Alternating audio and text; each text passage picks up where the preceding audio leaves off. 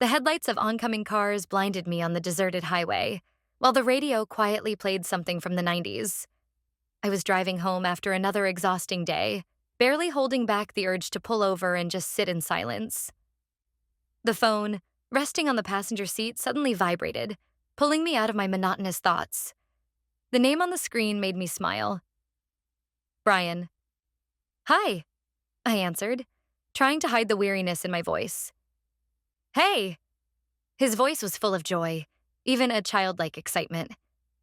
You won't believe what I just restored. Let me guess, another antique from the flea market? Come on, he laughed.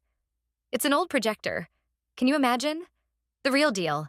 I've been working on it all week, and now it works like a charm. I'm hosting a movie night at my place tonight, and you have to be there. I rolled my eyes, though he couldn't see it. This was typical Brian. Unexpected ideas, brought to life with childlike enthusiasm. Sounds tempting, but no buts. He cut me off. I've got everything ready. The garden, fairy lights, old films, everything just the way you like it. He knew I wouldn't be able to resist. Brian always had the right words to pull me out of my routine. Okay, I gave in, glancing briefly at the clock. But if I get there and it's empty, you owe me. You won't regret it, I promise. The call ended, and I felt my mood begin to lift. Ahead was a night that promised, if only for a little while, to take me away from the monotony of everyday life. When I turned onto the familiar old street, I was enveloped by a strange, warm sense of nostalgia. Brian's house was exactly as I remembered it. A white fence with chipped paint, a rocking chair on the porch that creaked softly in the breeze, and a large oak tree stretching its branches over the roof. I hadn't been here in years, but it felt like I had come home. I parked by the curb and, stepping out of the car, breathed in the cool evening air. Everything around me seemed frozen in time. The house looked like a still postcard from our childhood. I remembered how Brian and I would sit on the porch for hours, talking about our future lives, and how his mom, Linda, always took care of us, bringing lemonade in the summer and warm blankets in the winter. As I climbed the steps, I noticed that they still creaked. It was a strange feeling. Everything was familiar, but it now seemed a little different. Memory can sometimes deceive, adding warmth that wasn't really there, but here everything felt so real. I knocked on the door, and a familiar, upbeat voice made my chest tighten. Come in, it's open. The door swung open easily, and I stepped inside. It hadn't changed. Everything was as cozy and slightly chaotic as it had been when we were teenagers, always making noise here every day. The walls were adorned with the same old photographs, and on the shelf above the fireplace sat that same old alarm clock that Brian had once tried to take apart for science.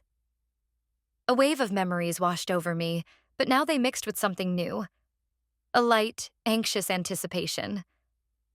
Suddenly, I caught myself wondering how long it had been since I'd seen Linda. How many years had passed? 4? 5? I glanced around again, trying to catch any changes, but everything seemed the same. Yet there was something different in the air, something I couldn't quite understand yet. I was about to head into the living room when I heard quick footsteps on the stairs. Brian, grinning from ear to ear, appeared in the doorway. He looked just the same as I remembered. Slightly disheveled hair, the same old sweater that seemed like it had been bought 20 years ago, and an energy that never seemed to leave him. You made it.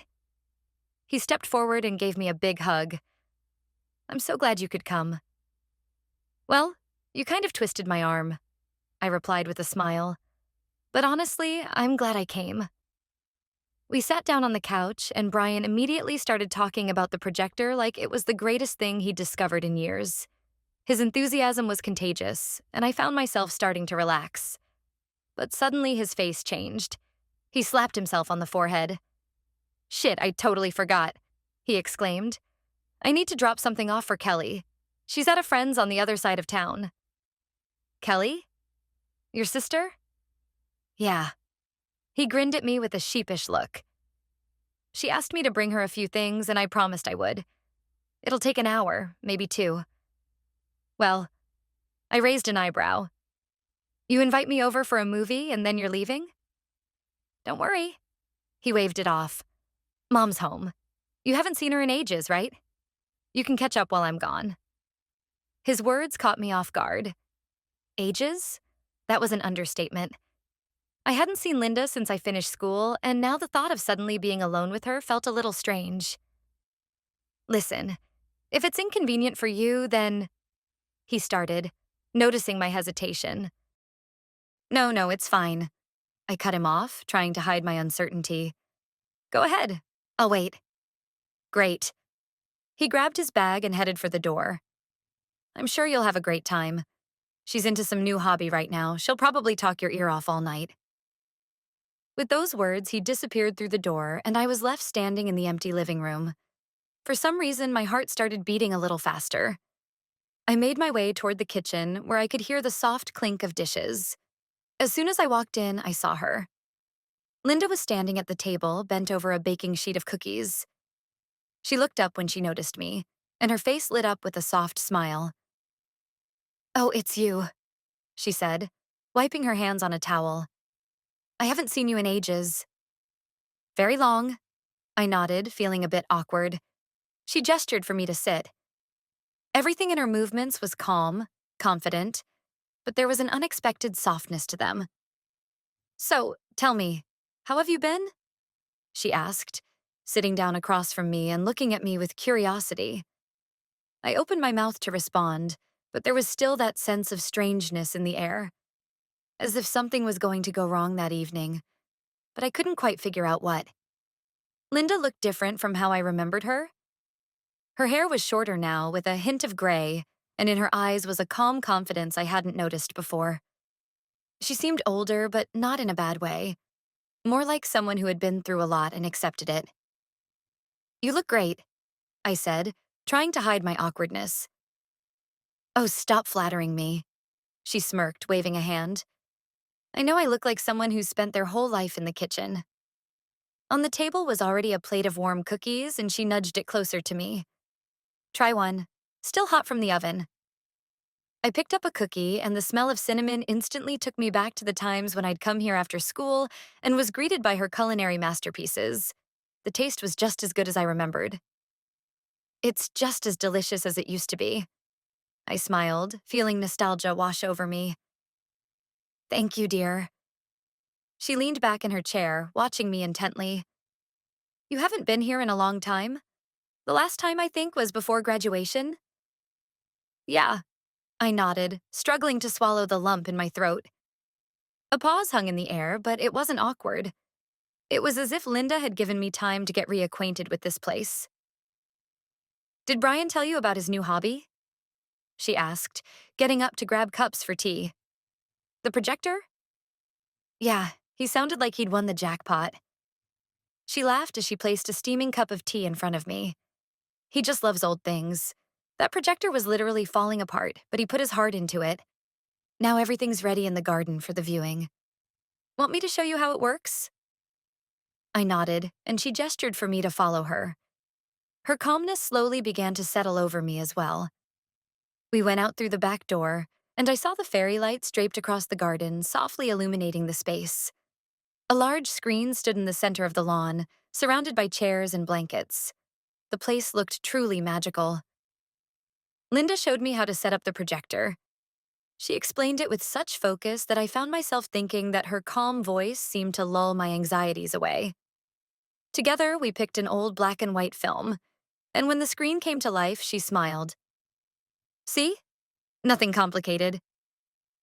I sat in one of the chairs, wrapping myself in a blanket, and Linda joined me. The night sky was filled with stars, and everything around us was bathed in the warm glow of the fairy lights. For a moment, I felt like everything had come to a standstill. Linda sat beside me, silently watching the screen, but I could feel her presence adding an unexpected depth to everything happening. It's like old times, isn't it? She said, looking at the screen. Yeah, I replied, feeling something warm and bittersweet filling my chest. It was an evening I hadn't expected, but one that had already begun to change something inside of me. The evening seemed to have found its magic. The old projector hummed softly, the image flickered on the screen, and around us stretched the garden, bathed in the gentle light of the fairy lights. The night sky was thick, the stars barely piercing through the dark veil, but it felt as though the entire world had paused around this small island of light and sound. Linda brought 2 mugs of hot cocoa and settled into the chair beside me. Her face was illuminated by the glow of the film, and I couldn't help but think how much she had changed. She was no longer the woman who was always bustling around us, making sure we were fed and happy. In her movements and gaze, there was the confidence of someone who had long since found their peace. "Have you ever noticed how different the characters are in old films?" she asked, not taking her eyes off the screen. "What do you mean?" I turned to her, holding my mug to warm my hands. "They're slower," she continued. "They notice the little things. They listen to each other. Nowadays, movies are fast-paced, too bright. But here, everything's different." I nodded, understanding what she meant. The black and white image on the screen did seem so alive, despite its stillness. The graceful movements of the actors, the leisurely dialogues, everything felt like the opposite of the rush I lived in every day. We both laughed when the movie's protagonist accidentally spilled tea on his shirt, and that laughter unexpectedly eased the atmosphere. Linda seemed completely relaxed, but I still felt a slight tension. Perhaps it was coming from me, realizing how long it had been since I allowed myself moments like this. She turned to me, her gaze lingering a little longer than usual. "And you?" she asked. "What about me?" "Do you allow yourself to stop? To just be in the moment?" Her question caught me off guard. I looked away from her and focused on the screen, avoiding her eyes. "Rarely," I admitted. "It always feels like if I stop, everything around me will fall apart." Linda nodded quietly, as if she understood me without words. "It's exhausting," she said, her voice soft yet carrying a firmness. "But sometimes it's the only way to realize that you're living, not just running." Her words resonated within me. I suddenly felt the anxiety retreat, making room for something else. Peace, something I hadn't felt in a long time. We sat in silence watching the movie, but the quiet wasn't awkward. It was part of the evening, part of the magical atmosphere we had created together. This evening had already become more than just watching an old film. It was a moment that made you reflect on life, on how little time we spend just stopping to feel alive. On the screen, a farewell scene unfolded, a black and white frame soaked in melancholy and beauty. I realized I hadn't been watching the film for the past 10 minutes, but instead, listening to the sounds of the garden, the soft rustling of leaves, the faint hum of the fairy lights, and Linda's deep, measured breathing. The evening seemed to dissolve all the usual boundaries of reality. Linda turned to me again. Her gaze was soft, but there was something more in it, something I couldn't immediately grasp. "Sometimes it feels like the world is too loud, doesn't it?" she said almost in a whisper, as if trying not to disturb the fragile balance of the moment. "Yeah," I nodded, realizing that her words were reflecting what I hadn't dared to think about. "Sometimes I just want silence." Her gaze lingered on me a little longer than usual, and I felt like everything around us stood still. It felt unfamiliar, having someone look at me so intently, but there was no pressure in it, only warmth and understanding. "You look tired," she said quietly. "But you know, there's still that girl inside you, the one who used to come here after school, grinning from ear to ear." I smiled slightly, but something inside me stirred. "Times change," I replied. "That's true." She smiled too, but it was tinged with a touch of sadness. For a moment, there was silence, only the sounds of the old film reaching us, like a distant echo. Linda leaned a little closer to me, her voice unexpectedly near. "But sometimes it's good to just allow yourself to be."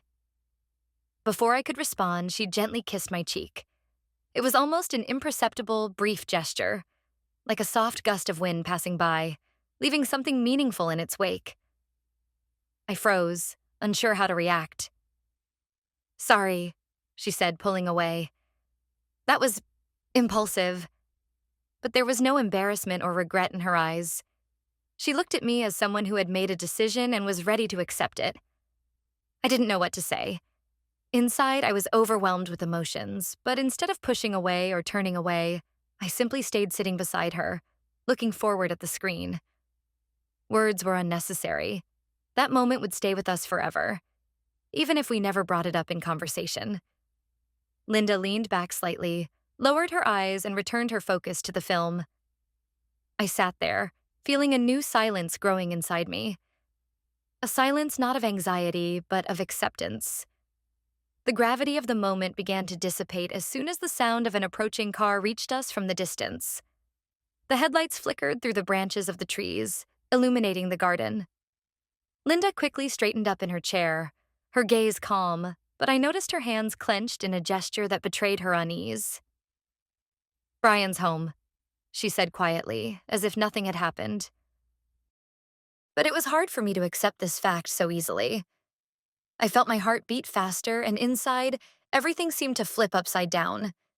It was as if an invisible boundary, just formed between me and Linda, was about to shatter. The sound of the car door opening set us both in motion. Linda stood, adjusted the blanket on the chair, and nodded at me, almost inviting me to follow her into the house. I got up, feeling a strange mix of relief and confusion. My legs felt unsteady as we crossed the garden.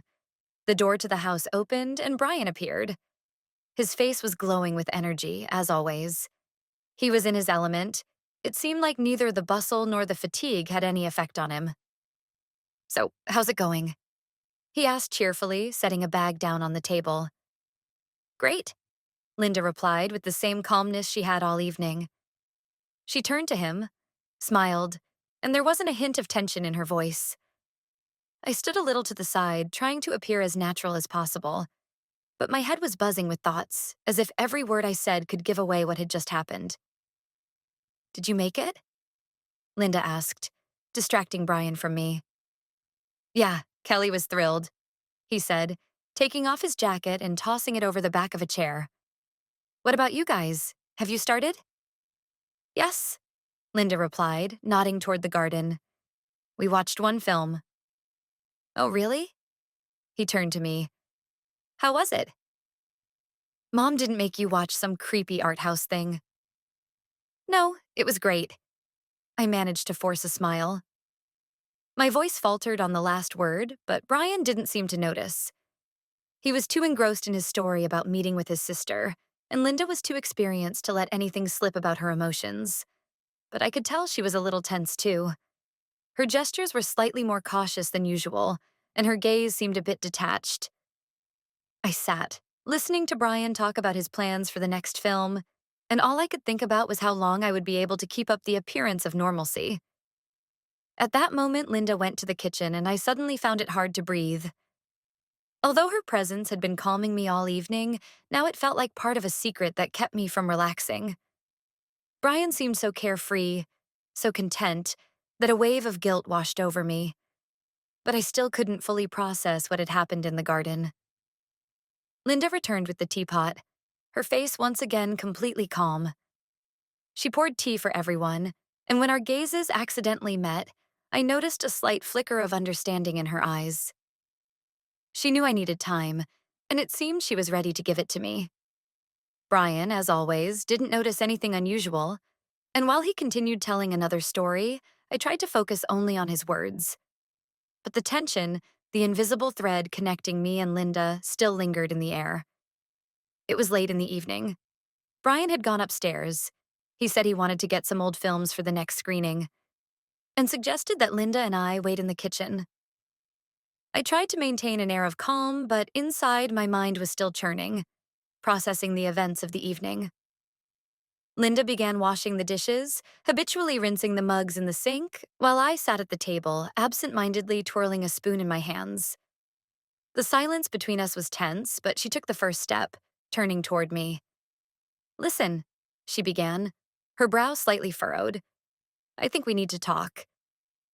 I looked up and she continued, "I want to apologize for what happened in the garden. It was impulsive on my part. I didn't mean to put you in an awkward position." Her voice sounded sincere without any attempt to justify herself. I felt a slight pang of relief, but at the same time, a wave of emotions washed over me. Confusion, awkwardness, and something else I couldn't yet put into words. "It's okay," I said, trying to make my voice sound steady. "It was just unexpected." Linda gave a small smile, but there was a hint of sadness in her eyes. She sat down across from me, crossing her arms on the table in front of her. "You looked so lost," she said quietly, meeting my gaze. "And maybe I just wanted to help somehow. But maybe I went too far." "Lost?" I asked, slightly surprised. "Yes," she sighed. "You reminded me of myself at one point in my life. Sometimes we get so caught up in our own thoughts and problems that we forget what it's like to just live." Her words hit home. I couldn't deny that for the past few months I had indeed felt that way. Like I was running in circles, not knowing why or where I was going. "Maybe you're right," I nodded, lowering my gaze. "But I don't even know how to change it." Linda smiled faintly, but this time her smile was warmer. "Sometimes it starts with simple things. Evenings like this one. Stopping to just exhale and watch an old film." She fell silent, and I felt an odd sense of lightness, as if her words had begun to shift something inside me. "Thank you," I said quietly. She nodded, and in that moment I realized that her apology wasn't just a formality. She truly cared, but didn't try to force her support on me. It was honest and sincere, and I felt grateful for that moment of openness. We didn't return to the topic. When Brian came downstairs with a box of old films, Linda shifted the conversation to the movies, and I simply listened, feeling the tension slowly fade away. But her words would stay with me, as a reminder that sometimes, in order to find yourself, you just need to stop and listen to the silence. The next evening, Brian invited me over for dinner. I agreed, though I still felt a faint residue from yesterday's conversation with Linda. We had arranged to meet at their house, and I tried to convince myself that it would be just an ordinary evening. No unexpected events or strange moments. When I walked in, Linda was already setting the table. She smiled at me, as calm and familiar as ever, as if nothing had happened. Her behavior was so natural that, for a moment, I wondered if perhaps she had truly forgotten everything. But as soon as our eyes met by chance, something familiar flickered in her gaze. Something that connected us to that evening in the garden. "I'm glad you're here again," Brian said, walking out of the kitchen with a bottle of wine. "This is going to be a real celebration, not just dinner." He was as lively as ever. His energy filled the room, and I tried to blend into it, like an old friend who had known him for years. At the table, everything seemed normal, like we were just a group of friends gathering for dinner. Linda was calm, focused on the food, while Brian chatted nonstop, telling stories about his new discoveries, work, and plans. I nodded occasionally, inserting my comments. But every time Linda spoke, I found my attention automatically shifting toward her. She seemed completely unfazed, and honestly, that threw me off balance. I still felt a tension inside me that I couldn't shake. Every glance from her, even the most casual one, made me feel exposed. "Hey, why so quiet?" Brian asked, interrupting my thoughts. "Me? I'm fine," I quickly replied, hoping my voice sounded natural. "She's tired," Linda added, looking at me briefly but attentively.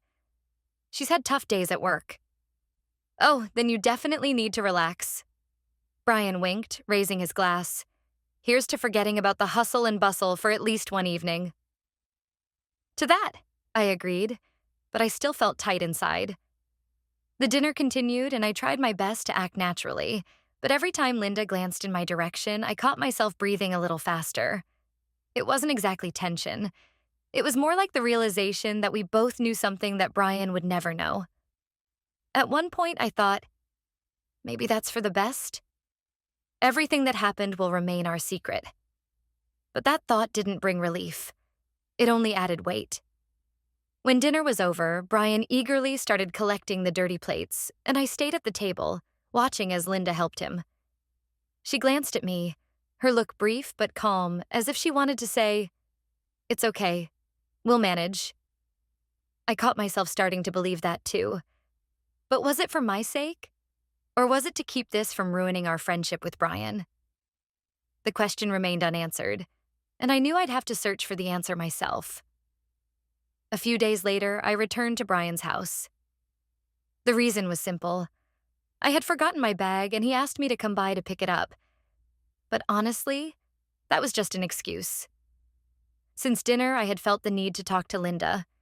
It would have been easier to leave everything as it was, but inside, a growing unease prevented me from moving on. I knocked on the door, and Linda opened it. She looked surprised, but not overly so. "Hi," she said, offering a slight smile. "Did you forget something?" "Yeah, Brian said my bag was left at your place." I nodded, feeling my voice tremble slightly. "Come in. I'll grab it for you," she replied, turning and heading inside. I followed her, and as she stopped by the table in the living room to pick up the bag, I finally gathered the courage. "Linda, can we talk?" She turned to me, her gaze lingering a little longer than necessary. Then she placed the bag on the table and nodded. "Of course." We sat down across from each other, and I instantly realized that she knew what I wanted to talk about. Her gaze was soft, but there was a seriousness in it. "Listen," she began. "I know that evening left you with questions, and I want you to know that I don't want this to affect your friendship with Brian." I sighed, feeling some of the tension lift from her words. "It's not easy, Linda," I admitted honestly. "I'm still trying to understand what happened." She nodded, considering my response. "I understand. You came here expecting one thing, and everything turned out completely differently. And I'm not going to make you feel uncomfortable about it." Her honesty surprised me. She wasn't trying to justify herself, wasn't over-explaining. Her words were simple and straightforward. "I really don't want to ruin your friendship," she continued. "You and Brian are very important to each other. What happened was a mistake, and I understand that." I didn't know how to respond. Her words were utterly sincere, but inside, I still felt a light sadness. "Thank you for saying that," I finally replied. "I think I need time to figure it out." She nodded again, her gaze understanding. "Of course. Take all the time you need." I stood up, feeling that this conversation was necessary. We exchanged one last look, and in her eyes I saw a touch of sadness, but also acceptance. She wasn't going to bring this up again unless I chose to. When I took my bag and headed for the door, she said one last thing. "You'll always be a welcome guest here. Know that." I turned back, nodded, and smiled. "Thank you, Linda."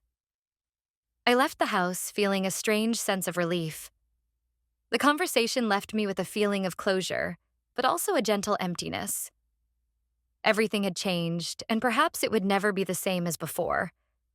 But I knew one thing. This moment was an important part of my journey. I was driving home, listening to the soft hum of the car's engine. The streetlights outside blurred by, their lights stretching out in slow motion, and the city seemed to breathe in its own rhythm. And I was trying to collect my thoughts. Everything that had happened in the past few days felt both real and as if it belonged to someone else's life. Linda, that evening in the garden, our conversation today. All of it remained deep inside, like a small secret that no one else would ever know. Not even Brian. Especially not him. When I pulled up to my house, I paused for a moment, turning off the engine but not getting out of the car. I realized I no longer felt that chaos inside that I used to. Linda was right. Sometimes you just need to stop to understand that you're alive. The next day, Brian texted me as if nothing had happened. He was planning another movie night and asked if I wanted to join. I agreed. Maybe he would never know what had happened, but I didn't want to lose his friendship. It meant too much to me. Everything returned to normal, at least on the surface. Brian and I met, laughed, reminisced about the old times, and I tried not to let myself think too much. Linda no longer brought up what had happened. She occasionally sent me messages with questions so neutral they seemed like friendly formalities. I also avoided the topic.